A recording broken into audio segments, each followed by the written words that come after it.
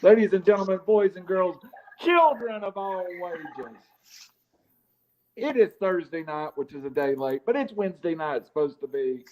And it's time for some reckless speculation. First of all, I'm going to let y'all know that the Michigan stuff's got to go.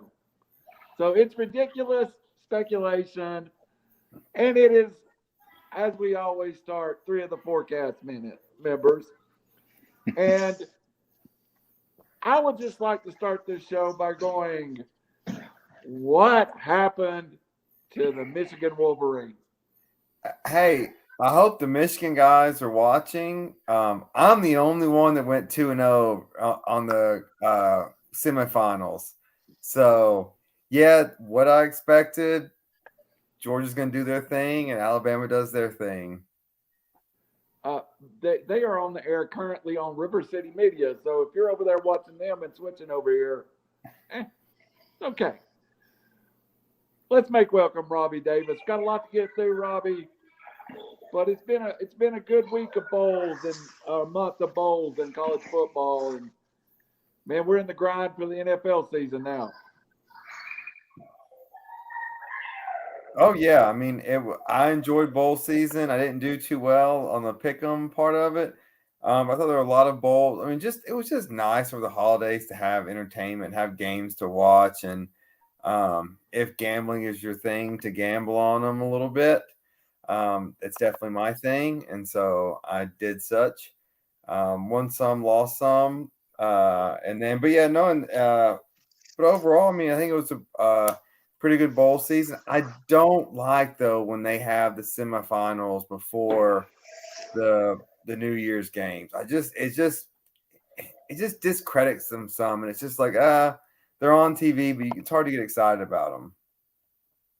At some point, Kansas State and LSU played like a week after the semifinals, and it was just pointless. I had no idea that game was happening. Zero until somebody texted me like, "Who are you taking?" I was like, I honestly thought they were talking about basketball. I had no idea the game was going to go on. Yeah, I had no clue either. It was that's just ridiculous how far away that was from everything else. So nobody's paying attention at that point. Did it get postponed, or was that how it was actually scheduled? That was how it was scheduled. Yeah. Let's welcome in from Moeller and Middle Tennessee State, just across the East Tennessee Central State line. Do you got much snow, B-Chain? Yeah, we got about 6-7 inches. It's crazy. It started about 5 a.m. this morning and it stopped about 3. So a lot of snow. Had a little fun out in the snow with my daughter. She was out of school, obviously. So it's good times. My front yard looks like the Mojave Desert. You got any, Robbie, on the other side of town? No, we don't have any. We got some rain, maybe a little cold. I mean, it may freeze overnight, but no snow at all. All right. Well, we had hoped to have Raj here to discuss the baseball topic. So we'll go ahead. We're going to move to the second topic. Jim Harbaugh, the Bears, the Raiders. What's going on there? Here's my take, and we'll go from there. Jim Harbaugh could leave Michigan on a high note right now. Made the playoffs, won the Big Ten, beat Ohio State. Unless he wins a national championship, his stock will never get higher at Michigan. So, he's made some public statements. I think some of his people have kind of made some statements about the Raiders. Been some rumors about the Bears. Does he get out on top? Robbie Davis, we'll start there. So there's the obvious answer to the question of where does it all? I mean, what's the motive? Follow the money. So he could be playing this for a substantial raise at Michigan. He just saw what other people just got. Michigan State coach, Kelly at Notre Dame, Riley at USC. He could say, hey, I'm going to the pros unless you pay me very well. But he doesn't come off of me as that kind of guy. I tend to agree with you that I think he just hit his ceiling at Michigan. I think Ohio State's a much better program overall and long term. And I think he's going to struggle to win one of these every 4 or 5 years. And so if he wants to go, and I think he does want to go because I don't think it's very fun coaching college football because now you have recruiting high school, you have the transfer portal, you have to recruit your own team every week. Like you have to keep everyone together. And he just seems more like a football coach more than like a personality person. And you look at University of San Diego left at the top, Stanford left at the top, San Francisco left at the top. But he never won a championship at any of those places. He just left on a high note. So, yes, I do see him leaving. And if he's going to leave, because if he comes back and loses to Ohio State next year, which he probably will, then it's this climb again. And so I would be more shocked. Let's say if the Bears open and the Raiders going to be open, Jacksonville's going to be open. Who knows what the New York teams are open. Man, Chicago with Justin Fields seems like he could do a lot what he did with Colin Kaepernick and the 49ers. If Chicago's open, I'd be more surprised if Harbaugh's at Michigan than I would be if he's at the Bears. All right, the one question I have, if it's about money, though, doesn't the financial sense make more sense at Vegas? All the tax breaks, Mark Davis will overpay, or do you think it's Chicago? Because I guess I walked into this conversation assuming Vegas would be the number one destination. You say Vegas has to overpay. They may be on the hook for $100 million to Gruden. I know NFL. I know it's just money. But I don't care who you are. $100 million is a lot of money.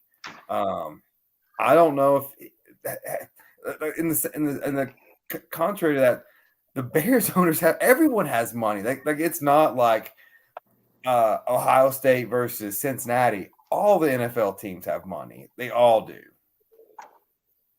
All right, Brandon, Yeah. as an Ohio State guy, the first question I'd ask you, are you sad to see him go, or are you excited at the prospect of him going?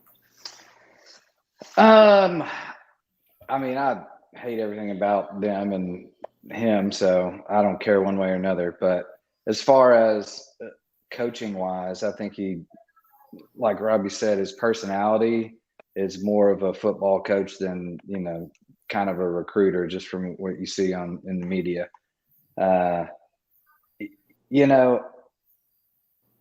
This is his ceiling. I don't see him, making that climb again. Like Robbie said, look at his previous records.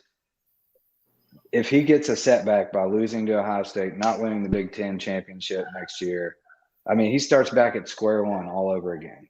I mean, Michigan has a very short-term memory, and they're going to forget everything that he did this season if he loses next year. So that's a tough place to be in. I mean, he's lost, for 9 years straight to them. I think if he leaves and he goes to the NFL, he's got to be the top candidate, right? I don't see anyone else out there that would surpass him. So and there's quite a few good jobs open. Bears, I'm leaning there because they drafted him in '87, like number 26 overall. He's got good ties there. It's a great program, like Robbie said. There's no shortage of funds there. Vegas, you can see that he was a QB coach there for a while, so he's got ties there. So I think that's why everyone's speculating those two places. Plus, they're interim coach at Vegas and Nagy. There's no way in hell he's going to be the coach of the Bears next year. Sorry. No, go ahead. I was going to say, and we talk about the ceiling of Harbaugh in Michigan. It's one thing to catch, like the talent that Michigan brings in. It's one thing to catch an Ohio State on a cold, snowy day, and they can slow them down. And yeah, they'll win one every 8-9 years. you go to a dome or warm weather and you pair against SEC school, they don't have that talent. Ohio State can get it. Michigan doesn't. And that's the difference between in-state recruiting. That's the difference between a brand and a tradition. As much as we like Michigan, or not like Michigan, as much as we respect Michigan's brand, they're like Tennessee. They haven't been good in a really, really long time. And so they're just a program, and it's a rivalry. Well, and he's been a part of that for the Yeah. last 10 years. So, Yeah. I mean, it's time for a change, and I can see him riding out on a high note saying, hey, Absolutely. I did well there, and I checked all the boxes, and now. And he was a really, really successful NFL coach. This isn't like going into something he doesn't know. No, he's never had a losing record in the NFL. He's been over 500 every year. So I think he's a better NFL coach than he is a college coach. Maybe it's the personality or sitting in a room with a kid.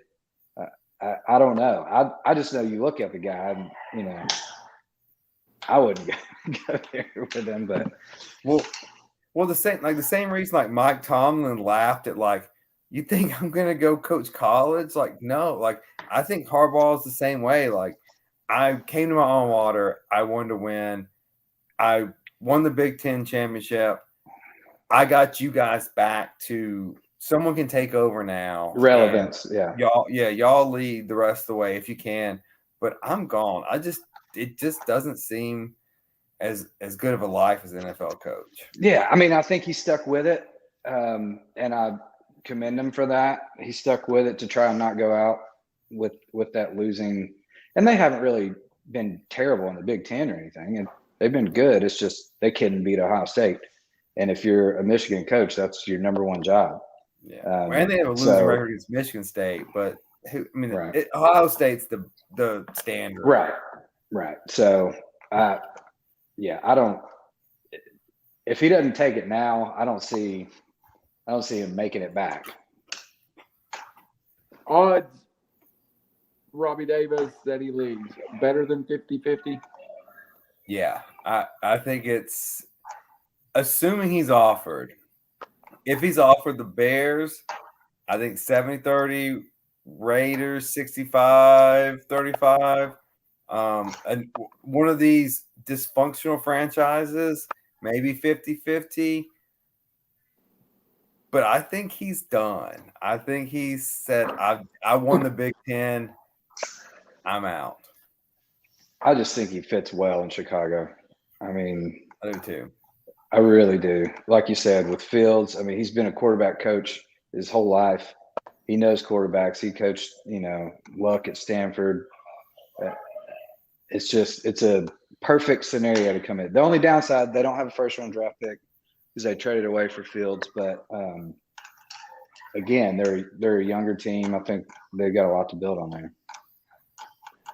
So, here's what I guess because the news about the Raiders are relatively new today, but I just read an article from The Athletic that just basically said, he gets back to the West Coast. Mark Davis is willing to unload a lot of money on him. You could be a hero in Vegas. But again, I hadn't thought about him playing for the Bears. I do not think he stays. Is there a possibility that he could go to another college football team? No chance. None? No. I don't think so at all. Well, one, congratulations to The Athletic on their getting purchased by the New York Times for, what was it, $550 million? Congrats to those guys. 2 years ago, The Athletic was a startup too. Yeah. It was huge. No, I mean, so I don't like if I'm if I'm Vegas, I just fired a coach and maybe having to pay him $100 million. The interim is taking me to the brink of the playoffs. Why am I not signing that guy to be the head coach? I don't get why Oakland would be open, honestly. Well, especially if they win. Look at like if they make it into the playoffs, a guy with all the adversity they had faced this year, and they've pieced it together and make it into the playoffs with an interim coach. I mean, you can get that guy. Receiver. You can get that guy for $3-4 million a year and be done. Yeah, with it. I agree, Brandon. I don't think Oakland's going to be open. I don't. All right, guys. Well, Rods didn't join us in the first 20 minutes, so we're going to go ahead, even though he's kind of our baseball expert. Let's go back and talk about the baseball lockout and what I see as can be a tragedy to the Major League Baseball. I'm going to give you some things that I believe, and then we'll go through it. I believe we will miss games. I don't believe we'll miss regular season games, but I definitely think spring training will be abbreviated and start very late. I believe we're going to have a round, once this gets settled, a round of free agent signings that's going to involve of one, Freddie Freeman leaving the Braves. Baseball is set up to take a lot of black eyes, in my opinion. A work stoppage at any point, while not in the regular season, I see as a major public black eye for baseball. Robbie, you're the attorney here. You got to negotiate longer than 7 minutes to get a settlement to start with. Well, you got to come to the table in good faith. And neither side of those did that. From what I'm looking at, doing a little research before this topic was thrown out there, looks like the arbitration system. So if you disagree on a contract, you're going to go to for those who don't know, arbitration is essentially a mini trial with loose evidence rules, and there's an arbitrator, and they make a decision, and that's binding. And so I guess the players want to get that out of there and kind of get to more of kind of what would be a jury kind of hearing about what normal people would think. I believe that's what it is. I could be wrong. And the other issue is revenue sharing. And so they want to get more to the NBA model where the players, I think, they get 50, maybe 51% of the revenue. The NBA is really high on revenue sharing. And so those are the two big issues. Obviously, the owners don't want to give any more revenue sharing. And then so it's going to be, if they're not coming to the negotiation table in good faith now, it's not a good sign. And then and we're going to get into this a little bit later, is the United States Football League, the USFL, they're launching in the spring. This is a horrible time for baseball to not be playing in the spring. If you let the American public go from football to March Madness, back to football, spring football, and then a new pro league, if you get them in that habit, it's going to be tough to come back. I don't know. Not only do we have the United States Football League this year, as I understand, the XFL is coming back next year with Dwayne Johnson and his wife, ex-wife, Danny Garcia. So there's many, many options coming to the spring. Please go ahead, Robbie. Oh, I'll pass it to Brandon. Brandon? Yeah, so with this whole lockout thing, I mean, you've got the owners are all playing essentially big boy money ball. I mean, they're trying to expand the playoffs, cut down the games, which they'll get more revenue share there. And I think the biggest complaint from the players union is holding back the minors and not letting them come up and get paid as early as possible, which saves, some cash there. So it's just a whole debacle. I mean, only baseball could screw up baseball, right? Well, and I will say this, some friends of mine, if y'all remember back in 2020, early, maybe August, September, maybe July, June, whatever. The only game in town was NASCAR. They were the only sport playing. And it was just, well, there's nothing else on, so we'll just watch that. The USFL has a great chance to get that. And if baseball loses that window, like for a time when so many sports are overlapping, we've been in a year and a half of constant sports. If you let your fan base go, there's so much more to latch on to. Well, and timing is everything. Yeah. So, for example, I mean, in a small sample size, you look at, like you said, the Rose Bowl, for instance, viewership versus the college playoff games. The Rose Bowl was like 16.6 versus 16.5, 16.3. Yeah. And that wasn't because it was that a bigger game. It was the timing of it. I mean, so, I mean, that's a huge issue they got to deal with too. And if they hold off till, March and I think they could potentially push the season back a week or two as well. Well, and then like a 3-week spring training and then push the season back. I mean, Manford, he doesn't care about the players or what's going on. So, I don't know. Raj, he coming in? Roger, are you able to hear us? I can hear you, but I'm pretty glad you guys can't see me because I feel and look like you know what. But I can't see myself, which is usually a good thing also. But I was listening. Got the camera pushed. I At the bottom it says Cam and Mike. Yeah, I realize that. Thank you. Okay. I do have a different setup today, though. And I also know how to use Zoom. Well done.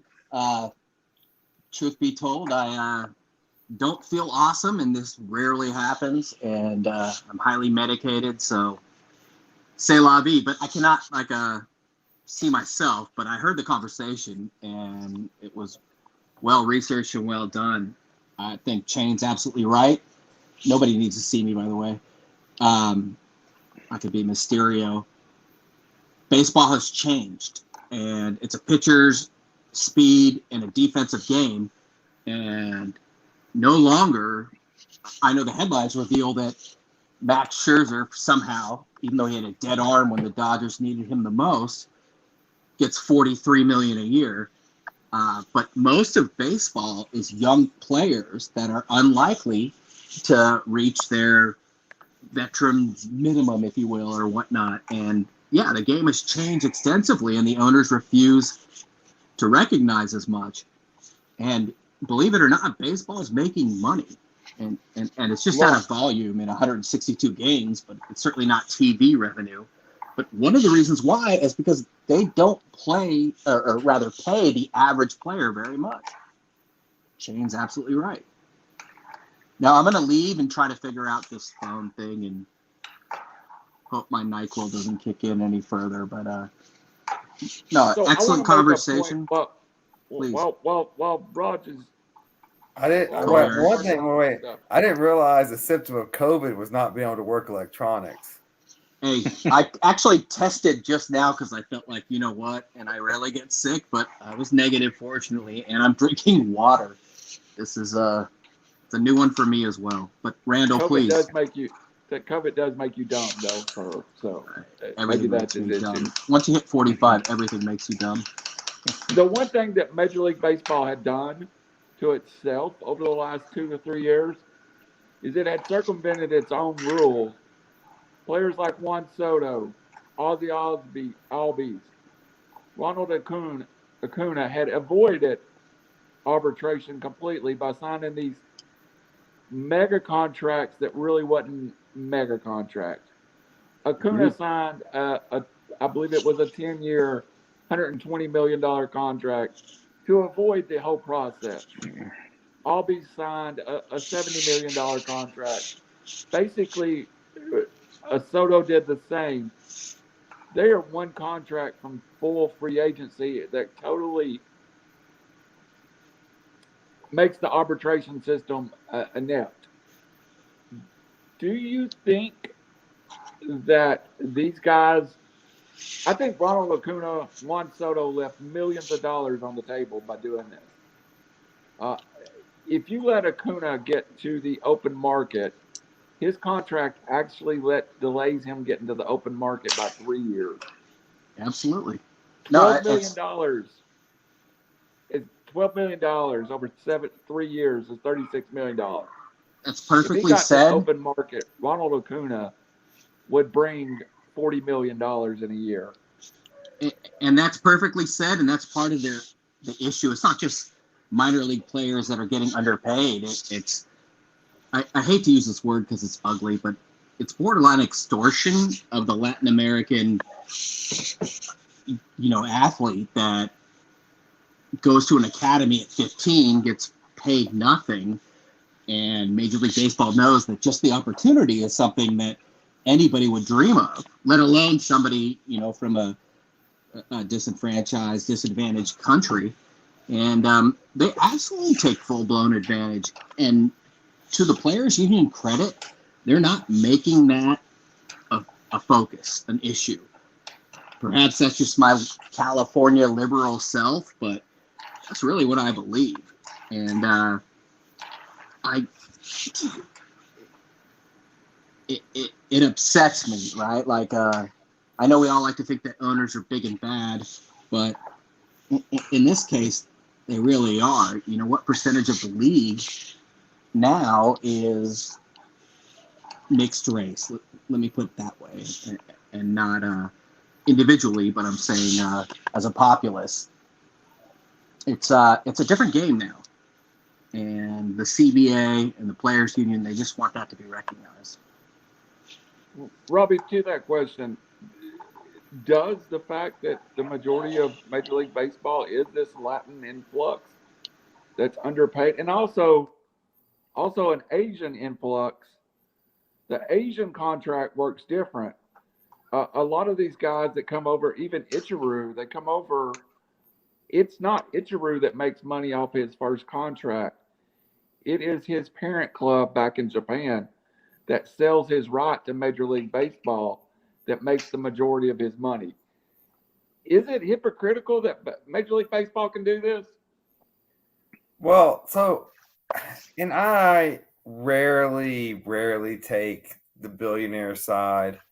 But this is one where I don't say I take their side, but I'm not sure why they're negotiating. I would do exactly what the NFL does and say, hey, we own the teams. We have the TV contract. You don't want to play? We'll get more people in that want to play. I mean, the Major League Baseball, NBA, they have guaranteed contracts. The NFL will rip up a contract in front of your face and say, see you later. That's nothing. And so for them to be like, oh, we'll lock them out. Like, I don't know. I mean, I don't know the ins and outs of it, but I know what it does hurt for the owners is the minor league system and this, but it's like, hey, if you want to play baseball, this is your stage. It's like Broadway. This is your stage, man. If you want to get up here and play, then this is how you have to do it.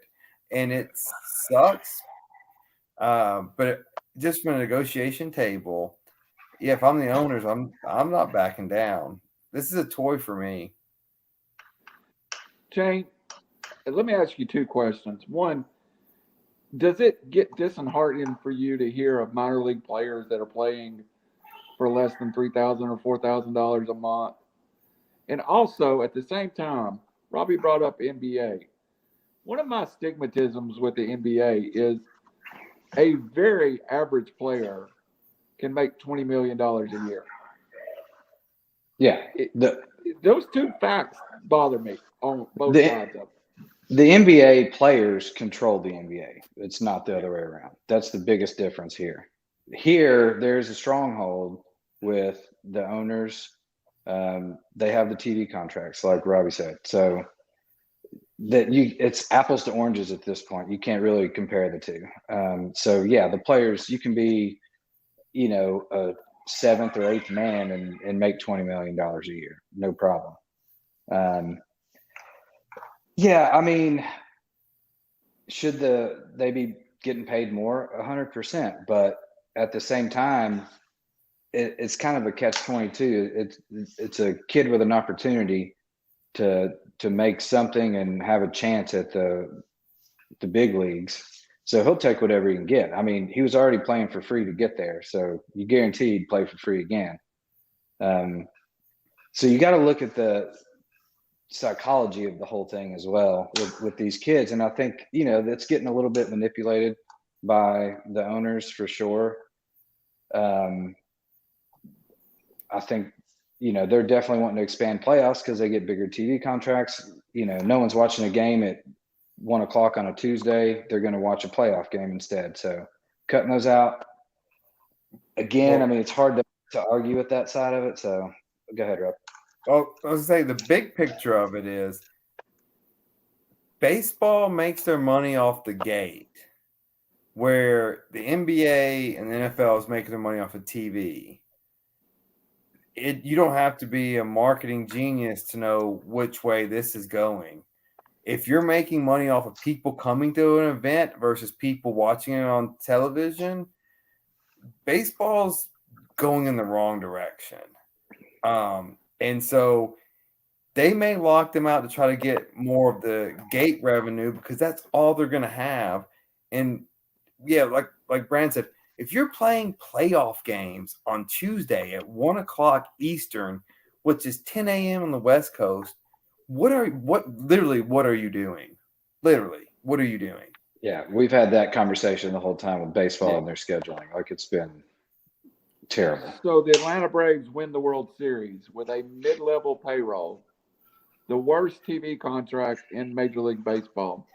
For those that don't know the history of the Braves contract, Ted Turner on the way out the door signed a 20-year contract with Comcast Sports South to broadcast the Braves games. That's the reason the Braves disappeared from TBS and now is on Comcast Sports South with less revenue than the Kansas City Royals, which we don't even get in Chattanooga on YouTube TV. It's ridiculous. Yes. So, with all that being said, if baseball goes on strike on a level of 1 to 10, how much does it affect Robbie Davis's life? How does it affect my life? I'm not saying it's the nail in the coffin, but it's pretty bad. I'd say for a care meter for baseball, if they come back, if I'm at a 4 now, I'm at a 1.5 or a 2. Interesting. Brandon, I'll ask you the same question. Depends on the length for me. Like, are you talking couple months, full season, half season? We affect the opening of baseball season, so it is delayed by at least weeks. Doesn't bother me. I mean, I know opening day is a big deal, and a lot of people take off work and sit at home and, watch baseball all week and weekend. I've never been that guy. I've got a lot of friends that are, but so usually, couple weeks into it, I don't really even start paying attention just because they play so many games. Yeah. And I agree with that. If it's weeks, I don't care. If it gets down to summer and there's nothing going on, then I'll start to get annoyed and be like, okay. Yeah, if it's like baseball, June. I'm like, we got to find something to watch. It's like something's going on. If it's just, because for me, baseball starts the championship game of the NCAA tournament, so I'm much more concerned about that than baseball, or it starts around there. So I'm with you, Brandon. I'm not an opening day guy. Like, whatever. Yeah, but to your point though, if it's June before they kick off, and now you got the USFL and these other things that you're starting to latch onto, especially the novelty of it being new. You're gonna the NBA finals in June, and then you got then it starts the NFL cranking up college football. you're going to be like, baseball, still on lockdown. Who cares? Like, Yeah. it's just going to. Go ahead, Shane. No, I'm saying it's just going to fade away. It's already been kind of fading away to some people and their market. In my opinion, I've always been a baseball fan and kind of been back and forth as far as watching as much as usual. But yeah, it's just bad timing right now. I think a lot of diehard baseball fans would be in my shoes. I am super excited for baseball over the first 30 days. Kind of go into cruise mode until the All-Star break. Jump back in at the All-Star break. But truly, it is the first month of the season and the last month of the season that I watch baseball for. So if it makes it there, if you start affecting one thing I do give baseball credit for, they learned a lesson from '94. I don't think there's any way possible that they'll affect the World Series. But besides all the sports that you just named, to me, the one sport that stands to get the biggest boom off of baseball not playing is NASCAR, which has been very overlooked the last few years. You would get a period of time after March Madness where NASCAR might be one of the primary sports going. Robbie, could NASCAR come to life again? Well, first of all, it starts the week after the Super Bowl for the Daytona 500. And it gets kind of overshadowed by March Madness. Yeah, well, I mean, I've been an adapter this last decade, I guess, it's been. I think if you start watching it and gambling on it, you'll really get an appreciation for it. But yeah, no, I think it has a lot to gain. I think it's a great, and it's one of those, they've also pivoted from a gate sport to a television sport. It's much, you look in the stands, there's not many people in the stands anymore, but the ratings are still pretty consistent. Not where they want to be. They obviously have controversy, they have regional issues, they have racial issues, they have all kind of demographic issues. But with Michael Jordan owning a team, Bubba Wallace driving for him, maybe they can get a little bit more diversity into the thing. And it's all, I wish I would have grown up doing go-karts and racing. I think it's fascinating now.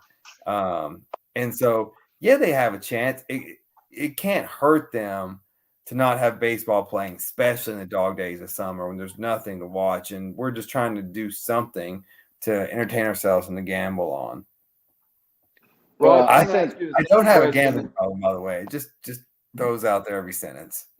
I'll throw that out there too. You should put it up, Robbie Davis. I do not have a gambling problem. Rod, while you were gone, I asked these guys a question, and I feel like you and I are kind of the baseball guys here. And you are on mute. And God, what does I thought I could handle major NyQuil. delay of several weeks to the beginning of the season do for you with Major League Baseball? You know, first of all, I hate to blow up any of my cohorts except for their host, who's by far the best part of this podcast. But it's ironic that we just came from baseball and talking about how owners are greedy, and Rob brings up Michael Jordan and minority owners in racing and how that's supposed to have an impact. Sort of feels like we're switching sides. Back to baseball. You know, I've always contended that each division, especially when the divisions were realigned, should have one less series with their own division. 162 is too many games. You take out one division, most divisions are 4 teams times 3. That's at least 12 games less. That's one home series versus away. That's 24 games less. I think that's fair. Point being, you know, baseball fans are baseball fans. I don't think it's going to matter that much either way, but I do believe we need a full season at this point. But Rob left before I got to blow him up. Suddenly, He's our resident owner-friendly. flip-flopper. Oh. Oh yeah, he went to law school in San Diego, even though he's from Yeah, I'm Tennessee. teasing. No, you're not. No, weren't they No, talking go ahead, about cutting it?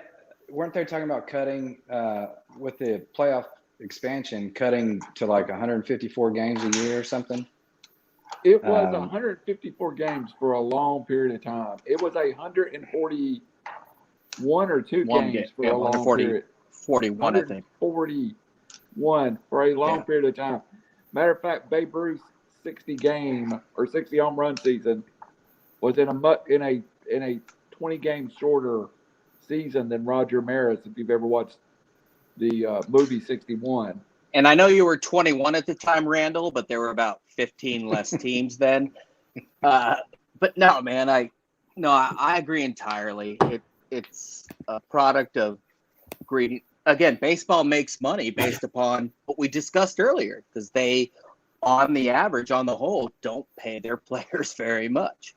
Yeah, but let me ask you guys a question here. So if there is a lockout and it does get pushed back, isn't the start of the season still the start of the season? Aren't you still going to be just as excited for those 30 plus days that you watch it versus, I get it's a different month, but aren't you still going to be just as excited to see baseball back?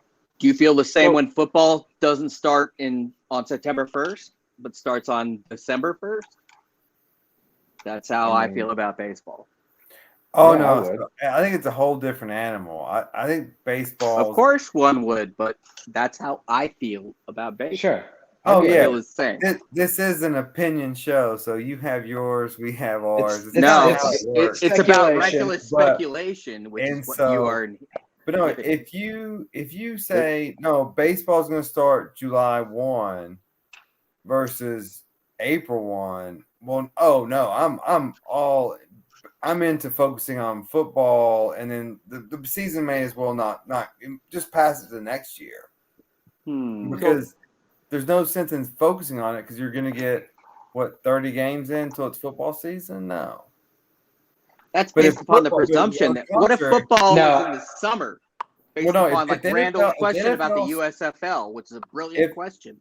If the NFL says we're starting on April 1, then April 1's the start of football season. We're all in on that. Like, that's just it's seasonal, but to the true fan, I mean, you got to look at seasonal. But if football, if I know it's coming back, like day 1, I'm still going to be just as excited. Yeah, I'm going to be disappointed, but again, you're dealing with all kinds of stuff happening around. I mean, look what COVID did to everything. That's why NASCAR jumped into more of a TV sport. It's like the Masters being played in November. We were still all happy about the Masters being played in November.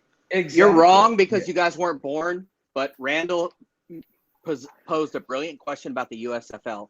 That was a greedy entrepreneurial attempt to fill the summer void, and they attempted to take on baseball. And there were brilliant players there, including Tennessee's greatest player and perhaps the greatest player in NFL history, Reggie White.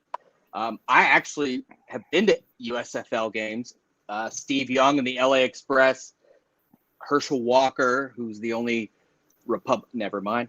No, the USFL was very successful until one idiot sued the NFL. It wasn't that successful, and you weren't even born, dude. It was. You weren't even born. It was 83 to 86. I wasn't born when Rome was an empire, but I know they were successful until they weren't.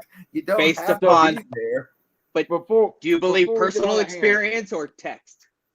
That's a difference. I'm going to. Well, that's a good question. You know as well as I do, and eyewitness is the worst of evidence. I know I'm right. I'm gonna throw one thought to you, and then we're gonna move on. Okay. Football. This is how dangerously close football is to filling my calendar. You think now? You guys aren't in the high school realm where I live and broadcast. My high school football season starts around August the 1st. The NFL Super Bowl is in February. I almost become I don't want to watch sports for a little while. Once I finish the drag of football season. So that time from February to the start of baseball has been almost a month and a half refresher for me. If you give me football, and I tried it last year, I was falling in love with the XFL. I might have been the only guy, but I was falling in love with XFL. If you give me football at the right time, I skip basketball, I skip baseball. My soul sportsmanship lives on football and college basketball, and we're dangerously close to that in this society. Respectfully, I think that's a regional issue. If that were the case, then other leagues would have made it. NFL is not, minor league baseball has a different scale, so to speak. But the XFL football is one sport where you've got one level that you can play at, and that's it. And that's it. And you can't fool people, and that's what it seems like the XFL and the USFL does. I would argue that it is seasonal. That for me, it doesn't feel right to watch football in the summer or whatnot. But yeah, I am a purist, and I enjoy the 4 seasons and the 4 sports. So I understand what you're saying, but I do think that is a regionally centric concern where football is paramount. Because I don't think maybe Rob's the only person in Tennessee that likes college basketball as much or more than college football. More, yes, Rob, maybe it. Exactly. Robbie, is there a way that we could get you to stay involved in football year round? Well, so and I'm going to piggyback. I'm going to share some of Raj's frustration that he did in the last segment. So on Twitter last night, during the UT Ole Miss game, I wish I could remember his name to give the jackass some credit. He was like, "Oh, if Tennessee loses this game, we should fire Rick Barnes." And instantly, everyone was like, "Are you kidding me?" Like, gee, like, and my point of this being is, these are a bunch of seasonal fans who are just moving to sports, and it's like you have no idea what you're talking about, and you're a fake Tennessee fan. And all you're doing is making all Tennessee fans look bad. And so, like, I guess it's just this irritation of just jumping sports to sport. And, like, yes, there's like I do like the purity of college basketball. And I don't necessarily, I fear football will take over everything. I'm not saying I want it to, because I've been watching the Vols play from, one, we beat 8th ranked or 6th ranked Arizona a week ago, and now they want to fire Rick Barnes. Like, it's just idiotic statements. And so I do like the purity of the seasons. And while I want to keep them, but what I say is, if I shut down of baseball, I do fear that it will break up that kind of sectional things. And so, yeah, no, I want college basketball to be its own. I wish they would push it back to a little bit right after Christmas or January to maybe late April, that window. But yeah, no, I don't want a football takeover. I don't. I love football. It's my favorite overall sport, but college basketball is number one sport, subsection of the sport. And so, no, I want it to keep its place, and I love it. And I don't want idiots jumping in for no reason. You're right, Rob, and that's brilliantly put. But there is a presumption of your analogy based upon being like the same team or school, or you know what I mean, like Tennessee football versus basketball. But I hate to call you out. I think it's the NyQuil, but the point remains. You're absolutely right. It doesn't matter what the sport may be. The same standard is likely held for the fan based upon the highest standard. And of course, fan is short for fanatic, and that's the bottom line. But that's why we drink. Randall doesn't like that. I thought that was brilliant. I don't want to drop the USFL conversation. We might as well lead into this. Oh, that's brilliant. And then we'll come back to Tennessee football. We talked all about it. I have one question about the United States Football League I want to ask each one of you. and then you can give me anything you want on it. We'll start with you, Shane. What would the U.S. Football League have to do successfully to hold your attention? Well, after the initial novelty wears off of just wanting to see what it's about, I mean, they'd have to put out a good product, like somewhat comparable to the NFL or college. And I think that takes, years and years to do to build a fan base like that. And I don't see that coming to fruition. And before this whole NLI thing, I thought that, possibly they got a niche here where they could be somewhat of a farm league, for transitional guys coming in, trying to build, get better, and then move into the NFL. But, I mean, with college now paying their players, moving, I mean, that kind of takes that off the table for me. So I don't see it succeeding personally. I think NFL has got such a stronghold on football and that aspect. So I don't know. We'll see. Robbie Davis. So, I hope it succeeds. My biggest beef with this whole thing is the setup. So they've got teams in New Jersey, Michigan. I assume that's Detroit. I don't know. I didn't look that into it. Philadelphia, Pittsburgh, Tampa Bay, New Orleans, Houston, then Birmingham. The only one of those teams that I think will draw fans is Birmingham. So I get the idea of putting it in major markets, but those major markets have huge competition. I like to see something like Boise.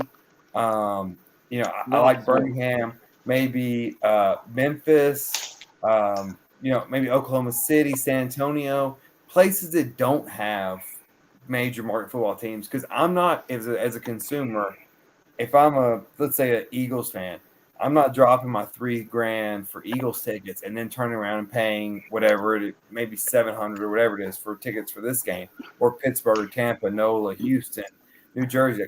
I don't think the ingredient is going into major markets for this. I think you go into I can't remember the one league that kind of started and crumbled, but go into places that are cities that XFL. have stadiums. Vince McMahon. Chattanooga has Finley Stadium, which isn't you don't have to rent the stadium from a university, but there's a 17,000 seat stadium. Maybe you can get the revenue's not there, Rob. You know that. Look at Dollar General's business model and hit those markets. Yeah. Well, but you have to grab a fan, grab some excitement, and then go for it. So, Robbie, and I'll come back to you, Roger. I want to ask you the same question. To all of you, one of the most successful leagues that no one ever talks about is the G League. Could you take the NFL, and I think they tried it with the World Football League at one point. Could you do it that way in conjunction with the NFL? No. Roger said no, so let's go there first. Well, one reason why is there's a physical correlation. This is a rabbit hole, but there's a reason why the NFL doesn't allow people until they're 2 years removed from their high school senior year. Multiple other reasons why. Basketball can be played anywhere at any time. You don't even need a hoop. You don't even need an actual ball. It doesn't demand the same physicality. I digress. But I think that's the major reason as to why. And again, the NFL, there's a reason why there's only 17 games versus 162 or 82. It's a physically imposing, demanding, debilitating, eliminating sport.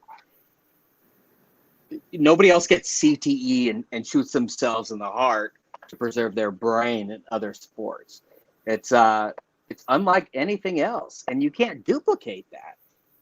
The USFL had a shot, and the reason why it was 1983, and nobody else had seen that challenge. Yes, the AFL and the NFL merger was different, but at that point, the NFL didn't know Jim Kelly, Reggie White, Steve Young, Gosh, who else? I can't even think. We're going to be these great players. People like Donald Trump, who own the Generals, overpaid players to see if they could make money during the summer and challenge baseball, and they lost. Now, granted, that was the 80s, and the New York teams were very relevant then, especially the 86 Mets. I don't know if that had something to do with it or not, but football is football for a reason. And I hate to say this, but it's very meathead, but OTSS, man, only the strong survive. And that's with football, and that's with business, and that's with the business of sports, etc. So I was alive and Well was a said. fan of the USFL, but I'm going to tell you something that they did that was a horrible mistake, in my opinion. They paid a few players a lot of money, and then the rest of the product was probably substandard. Isn't that what baseball does? Yeah, that's what I'm saying. It's the same process. Yeah. I'm going to be interested in the United States Football League.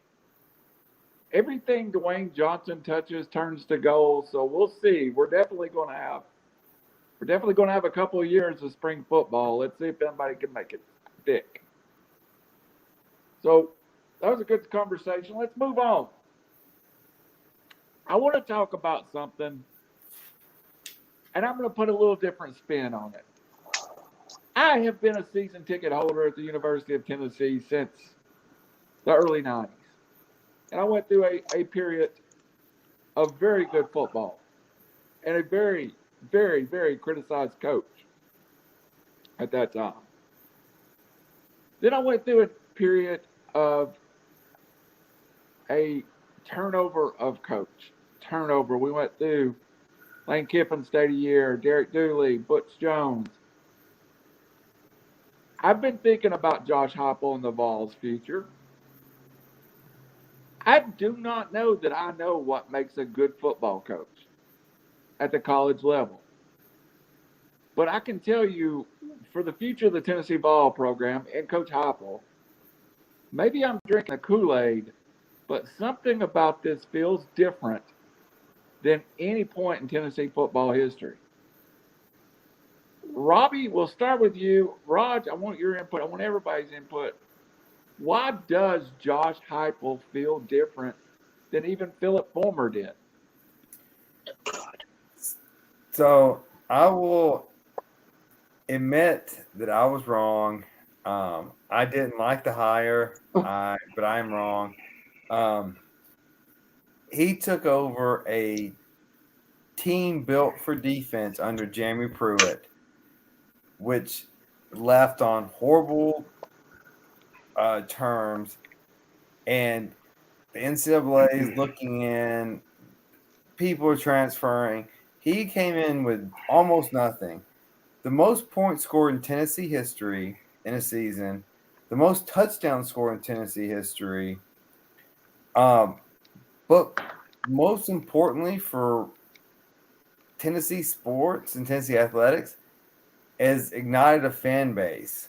They sold out the Music City Bowl. It was 80% orange. Don't they do that every time they go to the Music City Bowl, which is the only bowl they go to? No, I've been there where it has not been sold out. I've been there. I've been there many a times. And I know. That proves my point. You got a top 15 recruiting class. But you lost to a team that you were better than. All right, anyway. It's still worth it. And so it don't matter.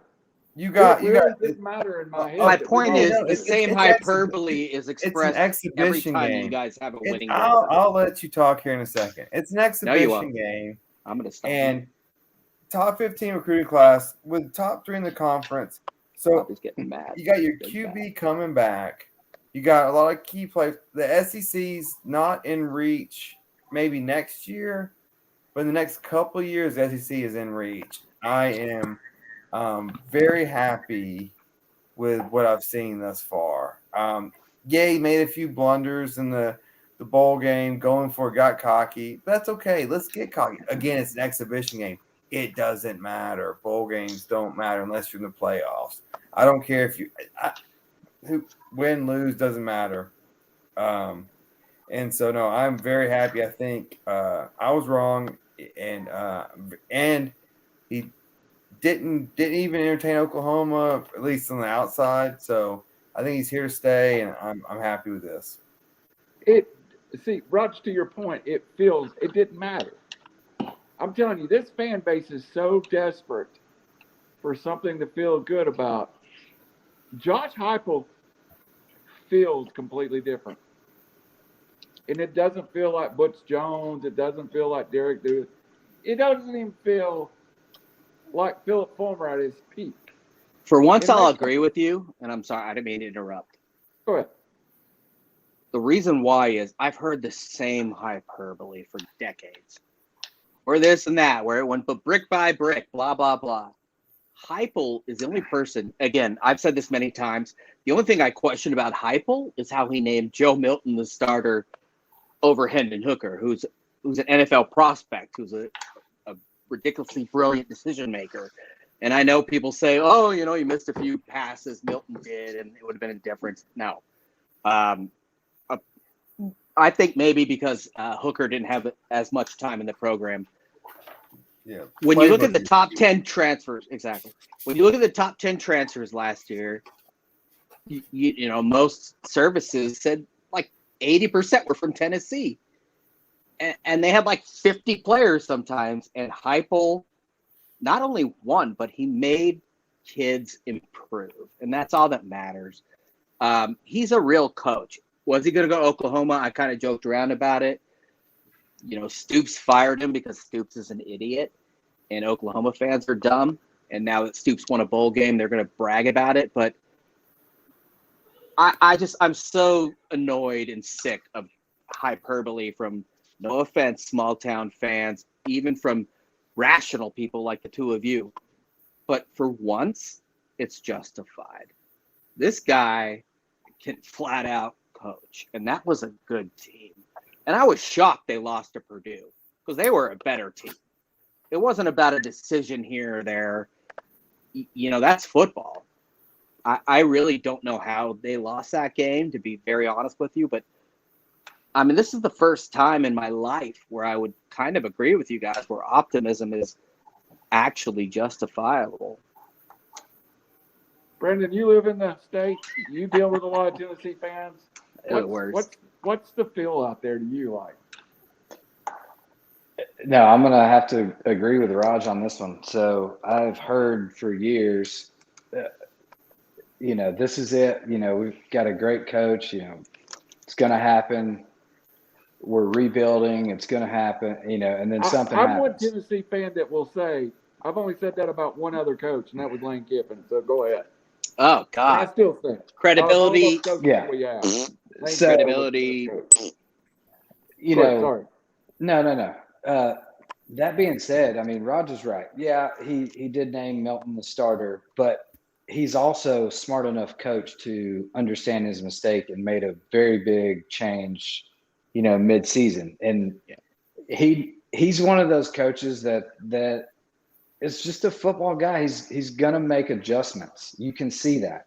He made, one of the biggest adjustments in the quarterback there. So that speaks volumes to me as far as where he's going to be in the future. And I think the Vols fans actually do have a good thing going here. And, I don't know, until Saban's gone or maybe even Smart, the SEC being yours, but it was a very Tennessee fan thing to say, but being competitive, yes, 100%. You're relevant again. You're going to be competitive. Hell yeah! And it's all about a game here or there, and maybe you do make it to the SEC championship.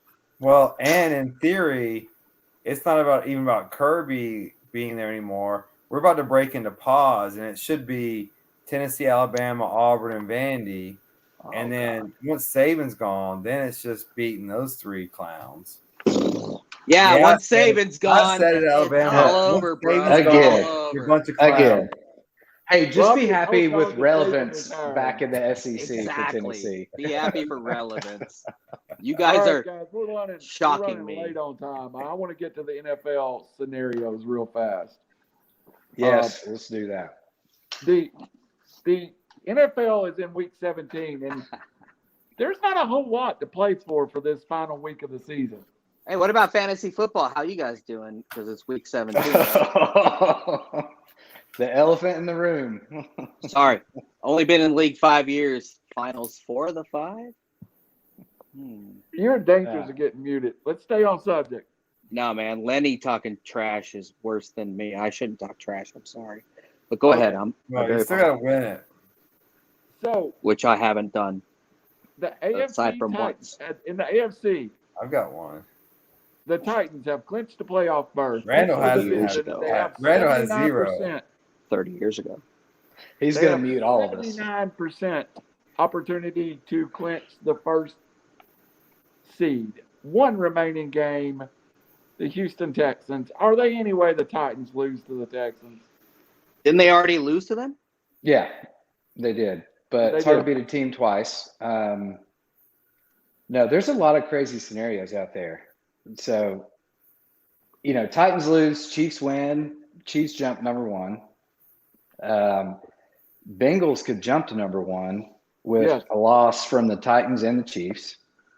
The Pats could take over the number 1 spot with losses by the Titans, Chiefs, and Bills, which they're kind of sneaking up. Belichick's doing his thing at this point. And then, Chargers lose, they're out. Raiders, if they lose, they can still get in with a loss from the Colts and Steelers. Or if the Steelers lose and the Colts and Chargers tie, they both get but in. let's talk about the percentages of some of this stuff. For the Patriots, ESPN says the Patriots' odd of being the first seed is 0.001. And they were the 1 seed like 2 weeks ago. The Bengals are less than 4%. The Chiefs, 17%. The Titans, 79%. Well, they're a All 10.5-point these favorite. scenarios exist, How? but it goes away if the Titans beat the. Have you seen the NFL this year? How crazy it is! Like, How often do the you know- 1 seeds actually make it to the Super Bowl? I feel like it's like maybe 20%. I think they win. Yeah, it's like number 1 Make it seeds. often, Like, dude. Road teams generally, in my opinion, I'll check the Google monster, but the point is it the presumption that if the Titans get the number 1 seed that they're going to be the favorite is entirely false. Now, this being said, I watched Dante at Texas. He's a big back. He does really well. Does he have the same vision or size as Henry? No. But it all speaks to the Titans' offensive line. But I think the point remains that, and you guys will disagree with me, freaking Tannehill's not going to win you a championship. And the defense is not as good as it was. Even if Henry comes back, you can't just step back into the role, no matter who you are. I know he's superhuman. If they win the Super Bowl this year, I'll be beyond shocked. Beyond. That's my point. 1 seed doesn't matter. Home field doesn't matter. Hold on. It does in the Titans situation because it gives an extra week of rest for Henry to come back with a bye week, and then everything comes through Nashville. But Nashville's Vegas minus, meaning that everybody loves to go to Nashville, so they're going to have just as many fans there for whomever they play, presumably, versus it's not like it's a huge home field advantage. That's what happens. Playoff games with a rad city. Different. Right. Nashville's a rad city. I don't want to admit that, but that's going to happen. No, the bye week absolutely matters because it's one less game you have to win. I mean, that's how many wild cards have won the Super Bowl in the last? Yeah, that's great. That's great, Raj. You got to catch fire. Hold on. If you're drinking and driving, you have to run through 8 stop signs. It's better if you have to only run through 2. So the less you have to go through, the better odds you have. It's just math. That's the worst analogy I've ever heard. Oh, well, okay. Well, then maybe you should go run through 8 stop signs. No, but I'm serious. Like the less I've only run through 7. the less chances you have to lose, the better your odds are of winning. That's In theory, not in theory, in math. Like it's NFL, dude. Any That's given true. Sunday. It is in math. How did the Titans lose to the hey, Jets? it's absolutely math. It's Hey, any maybe- given Sunday. The Raiders last week beat the Colts at Indy. So you just All made that my matters point. is who Wait, you're wait, ready. hold on. No, I didn't. All It's that any given matters is Sunday. if So you're the less ready to any go. given Sundays you have, the better you are. If you're Yes, number one if I have to seed, in play theory, twice, and you have to play you'll be 6 overinflated. then you're going to Hold lose on on just a the second. Sundays more than I'm going to lose You'll on be two. overinflated. That's the Before NFL. we- How did the Titans lose? How much to the NyQuil Jets. have you drank tonight? A lot. Yeah. But the point being is that the NFL is any given Sunday, and I'll tell you what. just because you let you your show team up, play how did the more Raiders games, beat I'll the have my Colts? team play less games, and we'll see who loses more. I got a question. Everybody, hold up. That was funny.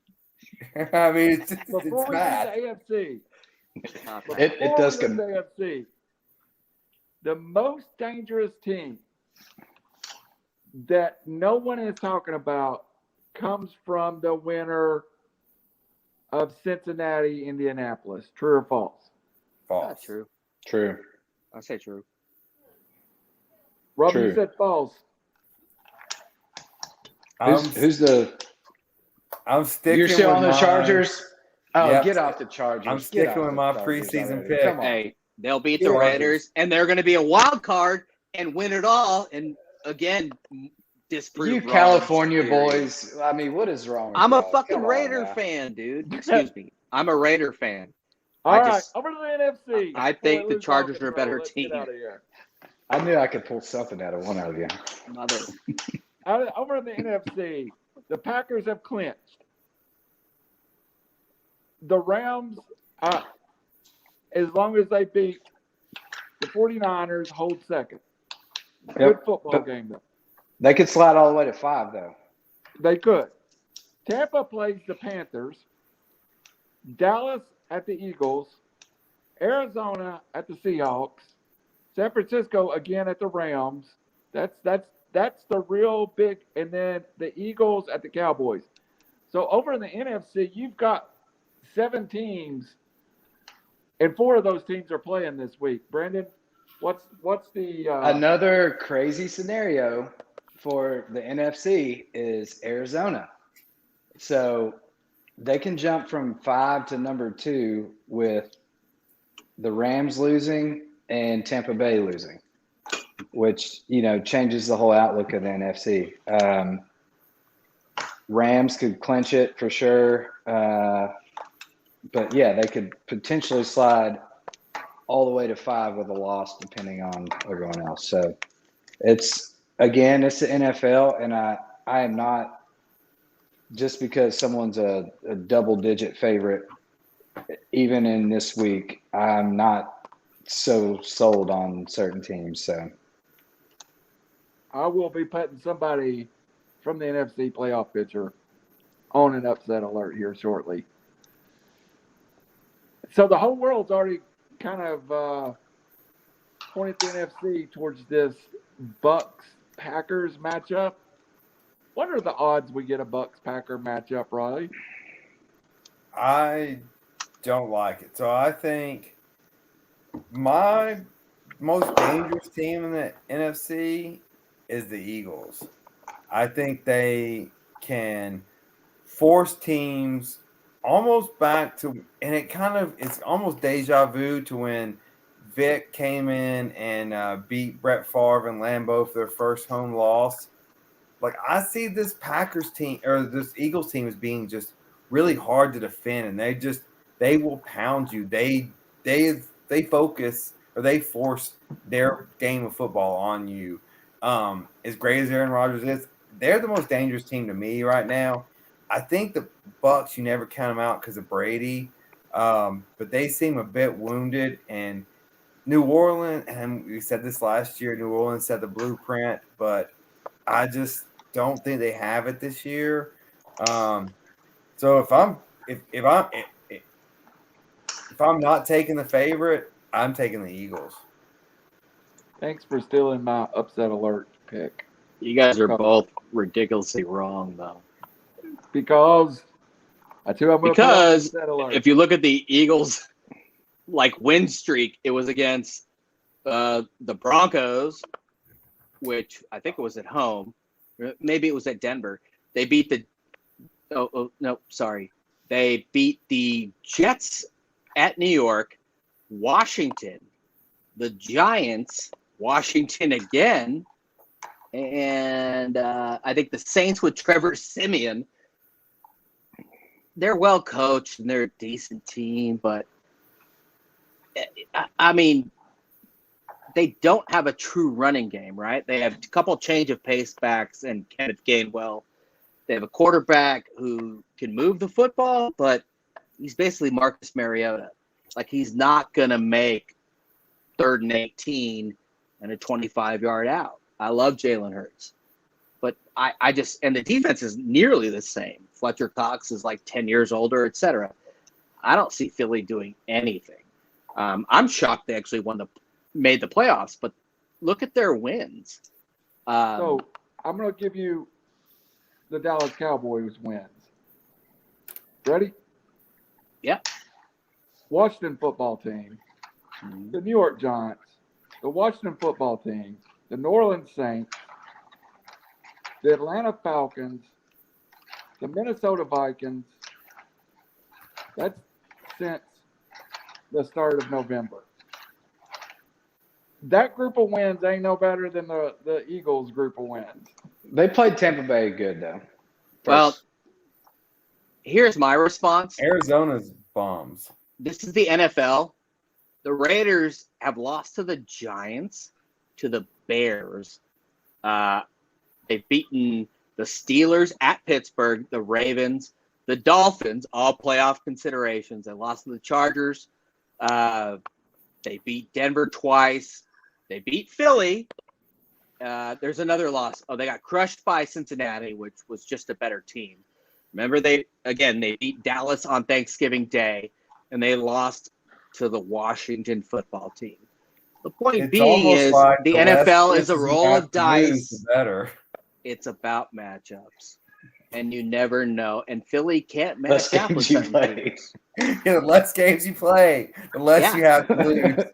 I wish the Raiders only played 40 games. Team we were talking about. No, did you not see the omen on the Eagles? His own fans tried to kill Hurts. They jumped out of the stands on him. So I don't see the Eagles in it. That one dude said that Nelson Rodgers Aguilar is going to be like, I'll give you the bye week. babies. Oh, no. I want to play more teams. The Chargers will beat the Raiders. I'll put a lot on that. We'll make our losses up in volume. Yeah. Thank God it'll wrap us up for the night. We played 65 games. 65 games. We only lost 40 of them. We're good. Wait, that's it? The NyQuil's not even really kicking in yet. So we have 10 more minutes where we're going to get who we're going to put on upset alert and our better nuts for the week. We've already established who I'm going to put on upset alert. I like the Eagles at home with their backs against the wall a little bit versus the Dallas Cowboys coming into the very hostile environment in a 50-50 NFL and also a division where I don't believe anybody's very good. So give me the Eagles on an upset alert. Money line.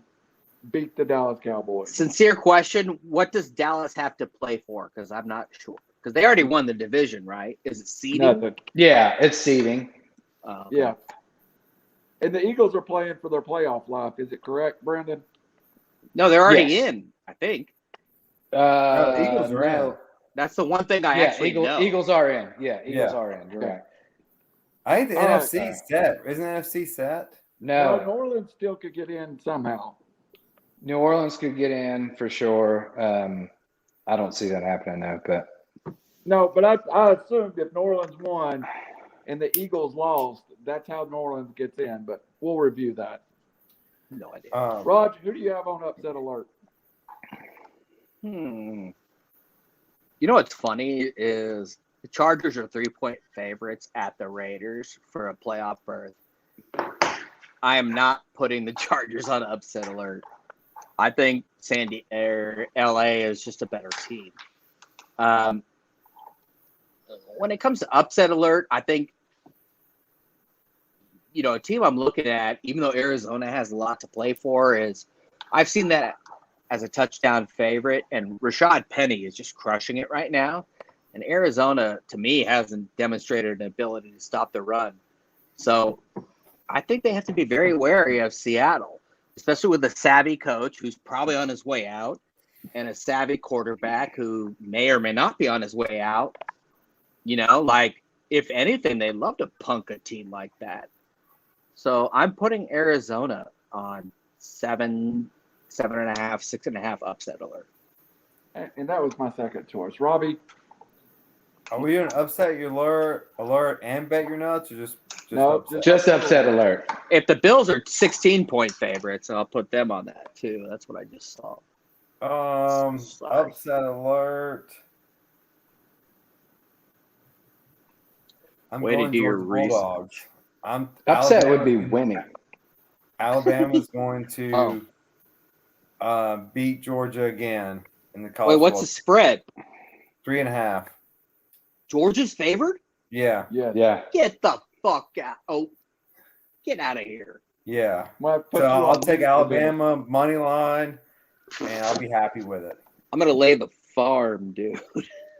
Brandon Chain. I'm going to disagree with Raj. I'm putting the Chargers on upset alert. I know Robbie's riding them in. I hope you're right. I think the Raiders have everything to play for. The adversity they play, they're going to have a lot of passion in this game. It's at home. They know they got to win to get in. I think Waller's going to be back out there. He's healthy. I think they pull it off. What are they? 3-point dogs? Chargers are -3. Yeah, I know. Yeah, so the Raiders are 3-point Raiders are dogs 3-point at home, dogs which at home. Oh, I love it. You're picking the right. That's so stupid. I just said upset alert. Chargers on upset alert. Can we talk about fantasy football though? Before you, No, you're going to get. Yes, how'd we're you going to guys have do? to. I'm We're gonna tell you taking this. that. We're taking that to the Supreme Court. I'm telling you this about Brandon. fantasy football. I made so many terrible decisions this year, but My really, bet it's your nuts. about it. It's about You're in bet your nuts, season. Brandon. I mean, do we need to say what Criminal did that night? And he has easily the best team, and he deserves to win. Debo You want to Samuel, Joe talk about Mixon. talk about Like, luck. Well, He deserves that's to the NFL. win. Oh, he's Anyway. gonna lose though. My bet your nuts is Titans -10.5. They will go down to Houston and get it done. All right, Rod. Shit, I'll take Houston on that. But I believe I said it. Damn, dude. I have a plethora of choices. One is I don't think the Titans are going to win by 10.5 or 10. I don't think the Jets are going to lose by 16 to Buffalo. But as far as I know, Buffalo, what do they have to play for? Randall, could you tell me? I don't know. Change the expert on what they had to pay for. I don't think nothing. Buffalo. I was going to take seeding- Seattle, it's just- but right now I'll it's take seeding. the Jets. It's Jets, nothing but seeding, yeah. Jets at 16 is my bet your nuts. All right, Robbie Davis. What's your bet your nuts? One day, I like when that, we get, Raj. one actually. day when we get fancy, we can have people do our own research. And it'll pop up on our screen. We'll know what we're talking about. I just ordered. Hey, news! I just ordered a module for our set where I can play live video in our screen. When's our set opening? What's a module? If you know that and I don't, then I really have to. The module we're on, StreamYard. Oh, This Module. We ordered the expanded package so we could do video.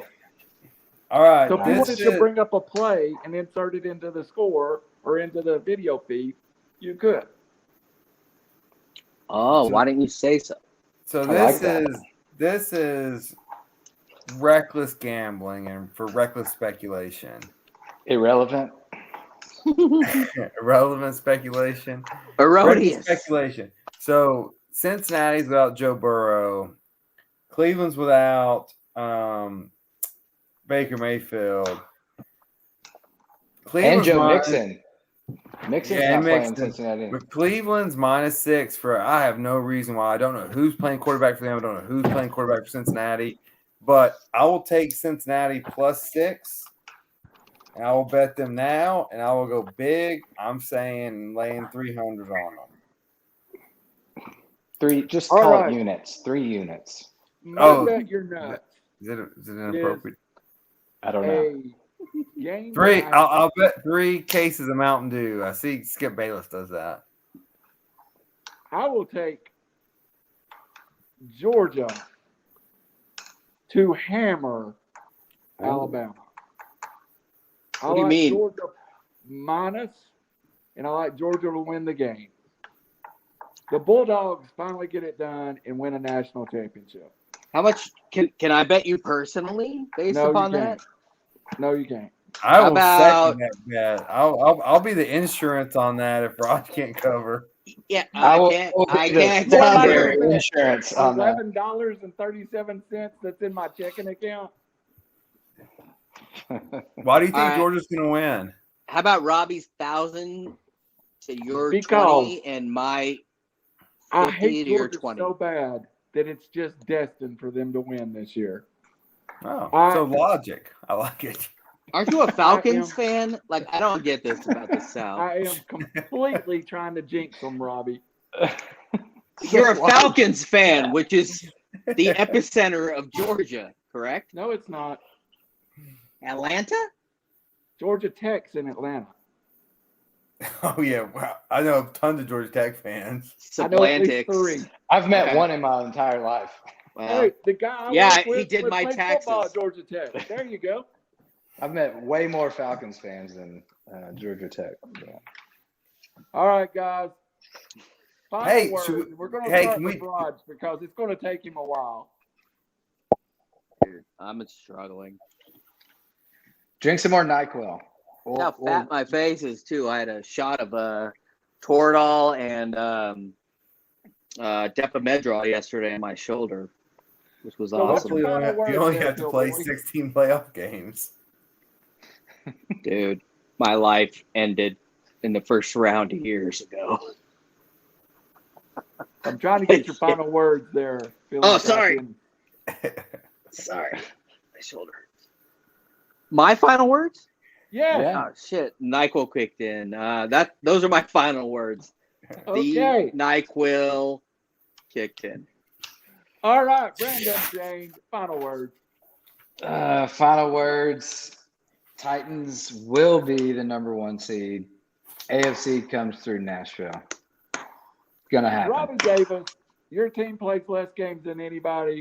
What's your final word? Well, one, I think we should do, if possible, at least a 20-minute pre-national championship game special. Just kind of give our predictions for the show. Yeah, Sorry. Raj thinks that's not enough games to lose. So I he's mean- like, if there's only one game, no, Yeah. give me 15. He's like, I It's need like- volume. figure out. I need volume. It's I like can the hide my winnings in the SEC. math. I mean, the SEC is the best conference. It feels like it's freaking October. Who cares? I'm not going to watch You it. know, my final thoughts are good start to 2022, and hopefully Horrible Baker show. gets it figured out. And then, yeah, Ohio State screwed me tonight in basketball, but Just like the Vols screw me every time you tell me to bet them. Yeah. Don't bet USC tonight, by the way. 5.5 at Cal. Cal's been playing really well, even though That they was suck. almost my upset alert, but I still think they beat Cal. No, I mean, I college think basketball's become unbettable. they haven't After played in they like got 3 Baker months. bet Yeah, score. you never know. It's a coin. Just wait till March Madness. That's when you bet all basketball. And if we're lucky, we may do a road show from Vegas. That would be perfect. The Hey, Vegas Waffle House or Randall. I mean, we have to Yes. visit Randall, don't we? Flip side is Benny is I won't be there. fighting. Benny's fighting, I believe, February 26th. And my boy was like, he rarely drinks anymore because he's like a doctor. And he's like, if I have an extra ticket, will you come out to Vegas to see Benny fight? I'm like, Absolutely. I will go see Benny fight. Exactly. I don't even like MMA that much, but I'm like, cool. That would be awesome. All right. Point is that MMA is better than the USFL. That is true. No, I got nothing. They don't have enough games to lose. They don't have enough fights to lose. God bless. What they need Yes. more fights that can We'll see you next lose week. less. That's the problem with MMA. I need to take NyQuil more often. This is way better than alcohol.